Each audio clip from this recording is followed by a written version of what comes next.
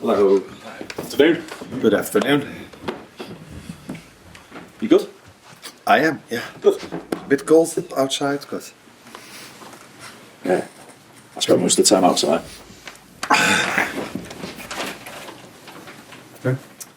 Arne, last night Jude Bellingham said you're the best performing team in Europe. So where do you rank your side when it comes to the best in Europe at the moment?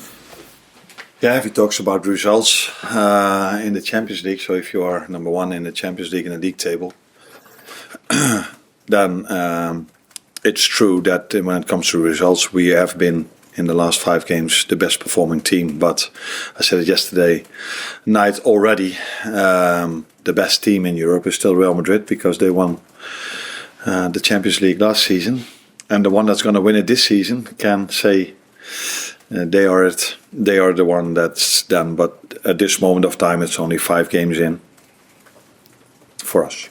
We did touch on it last night as well. Obviously, the injuries to Conor and Ibrahima. Is there any update as to where they're at as regards those injuries? Well, they're still being assessed, so it's difficult to see where they are. I know where they are, but where they are in terms of the injury.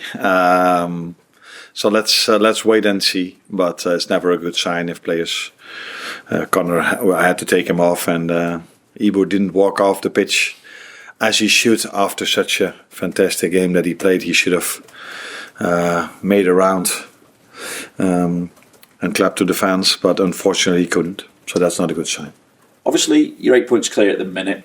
Manchester City appear vulnerable given the run of form that they're on. You could go 11 points clear. At the same time, obviously, the gap could narrow to 5 points. So how significant, how defining a moment could this potentially be in the title race for you? I think in general, if you play one of your competitors, it's always an important moment that has not so much to do with the amount of points they have or we have. These teams have always been in the last few years very close to each other, so those games are always very important. Just like the ones against Arsenal, just like the ones against Chelsea. But those ones are only important if you win against all the other teams. So that makes it that almost every game is very important to win. For them, but also for us. Just to check, Arne, then, with Konate and Konate Bradley, are you ruling them out of this game, or do you think they've got a chance? No, I just said they're still being assessed, and it's so close after the game yesterday night, and I just came off the training pitch, so I can't tell you exactly where they are. So yeah, we have to wait and see where they are this weekend and after that. Would Trent be fit enough to start, do you think? Yes, he would. Yeah. In terms of City as well, obviously Vinny mentioned about the run of form that they're on. Do you think that makes your job easier or harder for this particular fixture? No, I don't think anyone in the last 8 or 9 years, or maybe even longer, would have said that City at home or away. The word easy never comes up to my mind if I think about City. And easier. Oh, okay. Still, they're easy inside, easier. So no, not at all. And I know everybody's looking at their results, and I've seen them as well. But if you face them, and that's what we do, you analyze it, and then I've seen. So, for example, against Brighton, they were 1-0 up, could have scored 2 or 3-0, didn't, and then got beaten 2-1 against Tottenham. They could have been after 20 minutes 2 or 3 goals up. Weren't, and against Feyenoord that has not happened many times. They were 3-0 up, completely dominated the game, and then all of a sudden in the end it was 3-3. So they are still a very, very, very good team, and one of the reasons why I think Pep Guardiola is the best manager in the world, or one of the best managers in the world, I think the best though, is that he always comes up with solutions for his problems. So, and his problem now might be that Rodri is out. But we all know, at least I think, that he will come up with a problem that their run of form will go again. Hopefully after Sunday. Thank you. Hi, Anna. It looked last night like the players were pretty pumped by the atmosphere in the first half, and that came along with 3 yellow cards. And there was a moment actually where Curtis Jones signalled to his teammates to maybe keep their heads. Is that something that you are focusing on ahead of this game, and what could be a similarly quite intense and good atmosphere, that you need to sort of try and get your players to watch out for those yellow cards and things like that? Especially if you have a yellow, you have to watch out for the next one. But I think one of the three was Ryan Gravenberch, who made us only a simple tackle or not for a yellow, but then he did this. Now the referees are quite keen on that, giving a yellow for that. So, and the first two fouls we made, he also gave a yellow. I think these games you have to be on top of your game in every aspect, so you have to play fair and good duels, and sometimes that can lead to a yellow card, but then if you have received one, you have to be smart, and that's what I saw with Ryan. That's what I saw with Darwin as well, because the one Darwin conceded was also in the set piece, and they were just struggling a bit, and the referee found it necessary to give yellow cards.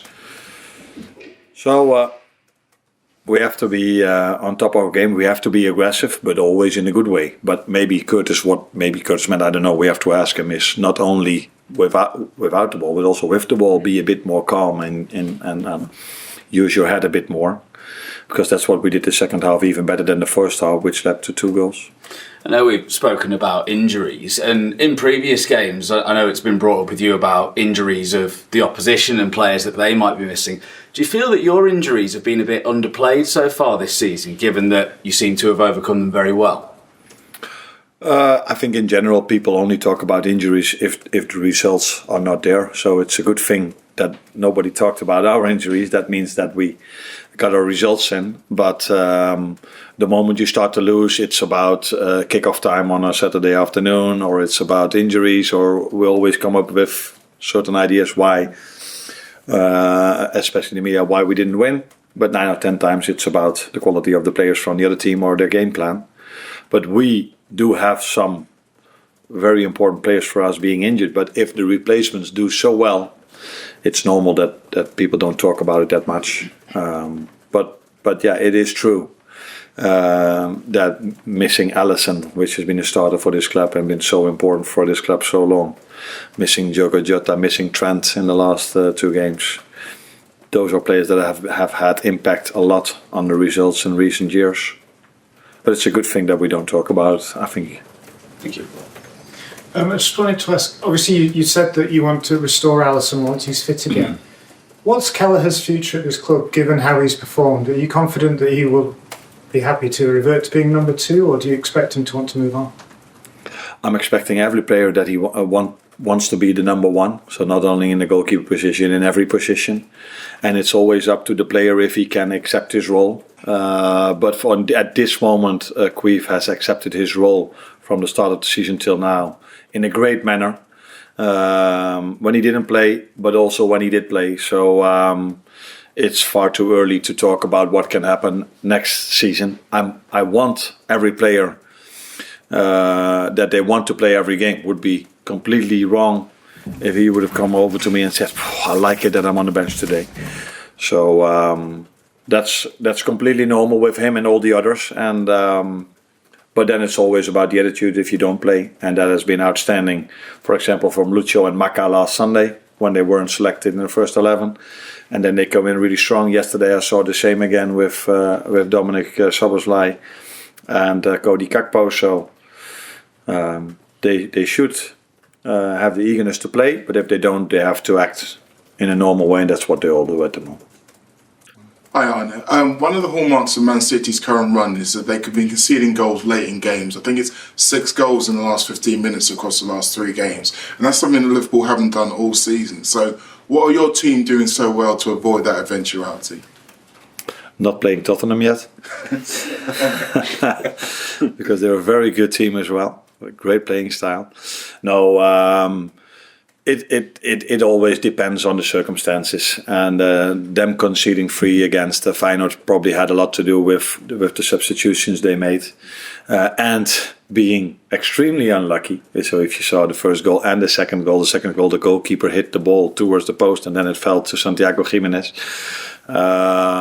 So during a season, these things can happen to every team. That's the same with injuries. And we've seen this at Arsenal with Ødegaard being out. That didn't help them. With Rodri being out, it didn't help City. So I'm hoping we are not facing those same problems. But if it does, then we have to make sure it doesn't hurt us that much. But it's always difficult for every manager everywhere around the world if one of your star players is injured. And when it comes to goals conceded, it is it's always also the circumstances. So being 2-0 down and then maybe taking a lot of risk and then conceding is different than being 1-0 up and trying to keep a clean sheet. Last one for the breakout. Last one, mate. Arne, Man City have been struggling in recent weeks and are leaking goals. Do you expect to change the Guardiola's system to combat the loss of defensive players like Rodri? That's what I just said. I wouldn't be surprised if he comes up with another brilliant idea. So I think he was the one who started playing the inverted winger, fullback. Then he was the one that started to play the centre back as a number 6. So I don't think it's a surprise for anyone if he again comes up with something no one has ever thought about before to make his team even stronger. And that's probably one of the reasons why he inspired so many managers around the world with all these. When he came up with it, we all thought it was crazy. Then he did it, and then we all thought, okay, let's try to do the same because it's a brilliant idea. So I wouldn't be surprised if he comes up with something new again. Let's wait and see because many things have been done in football now. But he is. If there's anyone in this managerial world that can come up with something new, it's definitely him. Thanks, Arne. Thank you.